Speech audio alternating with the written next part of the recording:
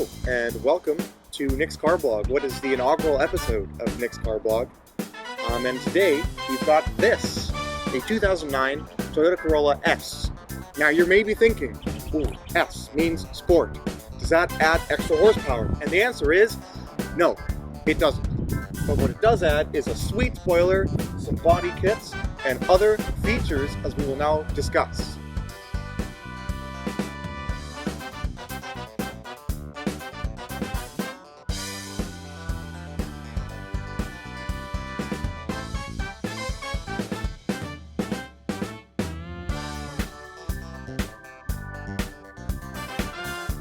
Moving up to the front of the vehicle, this car is equipped with a 1.8 liter inline-4 with dual overhead cams that produces 134 horsepower and 128 foot-pounds of torque, so you can sneak by a bicycle really quickly.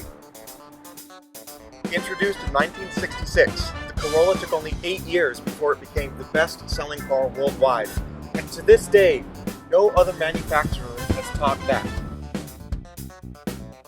Loaded with an array of features, the Corolla features a particularly impressive trunk, and it is a trunk that I will now attempt to climb in.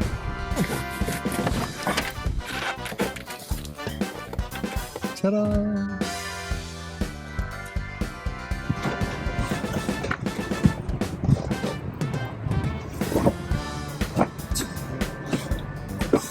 You have long legs. I know. Nice.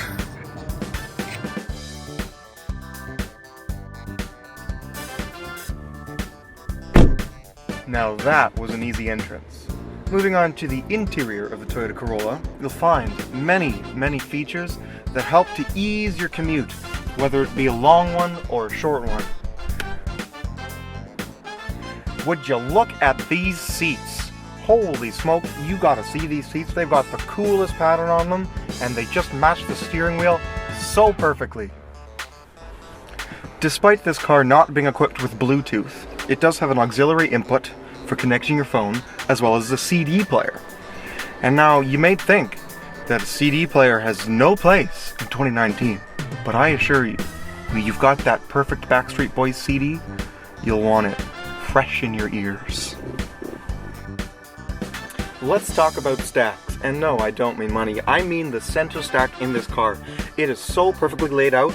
All the climate controls are right where you want them. Everything is easy to use, easy to see. Below them you've got this little storage compartment that's perfect. It's got the power outlet inside. It's got everything you want.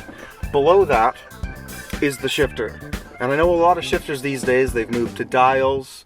Maybe they're a straight line, but this one is strictly old school. This one, you shift it out, you chunk it into where you want to go. Below the shifter lies the e-brake and the cup holders. And the cup holders are great. They've got this little push button function that allows you to put extra things, but if you really need to hold your cup secure, you push the button, your cups ain't going anywhere. Also, we've got a manual e-brake, which is rare. I know in my own car, I've got an electronic parking brake, and I prefer that nowhere near as much as this manual handbrake.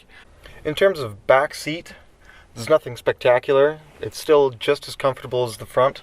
We've got a lot of those hard plastics that carry over from the front, but we've also got this soft touch material. Knee room is okay. I'm 6'1", and I fit just fine. Headroom's a little iffy, but knee room is excellent. As well, we've got two cup holders in the center that fold out, and when you don't want them, you just fold them back. It's nice and easy. One thing we don't have back here is any climate vents, and it would be nice, you know, it's a hot day.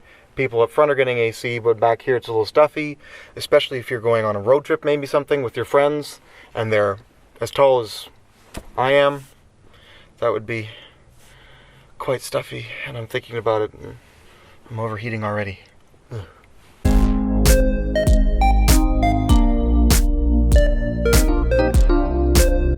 Alright, driving the Corolla S. Now the first thing you notice is that despite its low horsepower number, it actually feels quite peppy.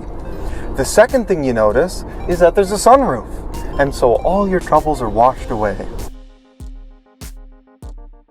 Other things to note around the cabin, maybe some of the materials aren't super great, they're kind of plasticky, but everything has a nice fit and finish. There's no weird body panels. There's none of that forward quality control issue. Everything is simple, including all the dials. The dials are fantastic to read. They're responsive. There's no issues. There's one thing I will say is the visors are a little bit small. They don't cover a lot of the windshield, which would be nice if they covered a little bit more, but that's okay. We can forgive that. The steering feel is quite nice. It's not too vague, but it's also nothing weird. There's nothing weird going on. There's a little bit of play where you're sort of not really turning. I'm exaggerating here, of course, but overall it's quite nice. Everything, all the window switches are exactly where you want them.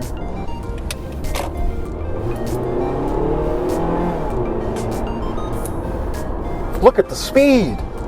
Wow, I could really race a McLaren in this thing.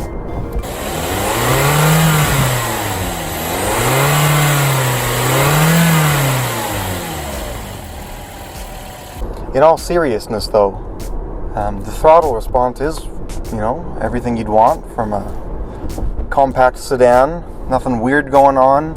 You put your foot down, the power happens.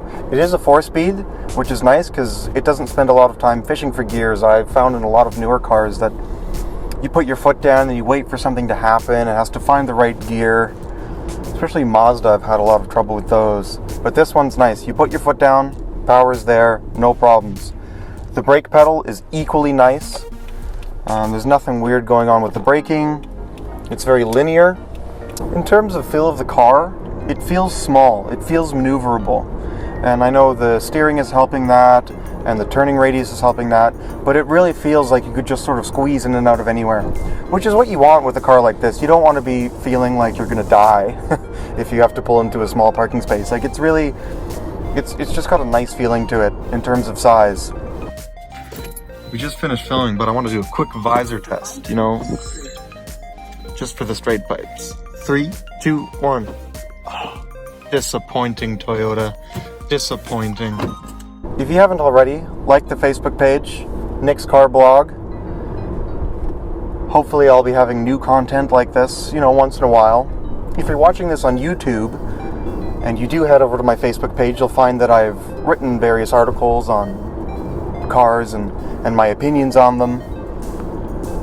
You're more than welcome to contribute your own. This has been the 2009 Toyota Corolla S, and you're watching Nick's Car Blog. Thank you. See you next time. Let's not do that.